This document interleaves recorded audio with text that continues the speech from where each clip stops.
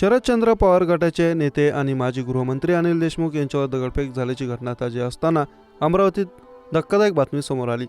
अमरावतीमध्ये भाजप आमदाराच्या बहिणीवर प्राणघातक हल्ला करण्यात आला, तर छत्रपती संभाजीनगरमध्येही अपक्ष उमेदवारावर हल्ला करण्यात आला आहे। अमरावतीच्या धामणगाव रेल्वे विधानसभा मतदारसंघाचे भाजप आमदार प्रताप अडसर यांच्या बहिणीवर अज्ञातांनी हल्ला केल्याची घटना घडली। सातेफळ फाट्यावरून जात असताना हल्लेखोरांनी गाडीवर हल्ला चढवला। या हल्ल्यात आमदार प्रताप अडसळ यांची बहीण अर्चना रोटे जखमी झाल्या आहेत। त्यांच्या हातावर धारदार शस्त्राने वार करण्यात आले। त्यांना तातडीने शासकीय रुग्णालयात दाखल करण्यात आलं। दरम्यान कार्यकर्त्यांनी शांत राहण्याचं आवाहन आमदार प्रताप अडसर यांनी केलं आहे।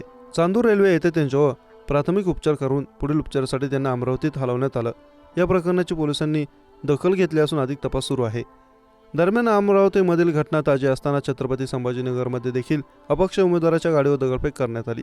अपक्ष उमेदवार सुरेश सोनवणे यांच्या गाडीवर दगडफेक झाली आहे। या घटनेत सोनवणे जखमी झाले आहेत। घटनास्थळी पोलीस दाखल झाले। सोनवणे यांना तातडीने शासकीय रुग्णालयात दाखल करण्यात आलं। या प्रकरणाचा अधिक तपास पोलीस करतायत। दरम्यान नाशिकमध्ये पुन्हा एकदा पूर्व विधानसभा मतदारसंघात राडा झाला। भाजपचे राहुल ढिकले आणि राष्ट्रवादी शरद पवार गटाचे उमेदवार गणेश गीते यांच्या कार्यकर्त्यांमध्ये तुंबळ हाणामारी झाल्याची माहिती समोर आली। राहुल ढिकले यांच्या कार्यकर्त्यांनी गणेश गीते यांच्या कार्यकर्त्यांची गाडी फोडली। गणेश गीते यांच्याकडून पैसे वाटप होत असल्याचं राहुल ढिकले यांच्या समर्थकांचा आरोप आहे।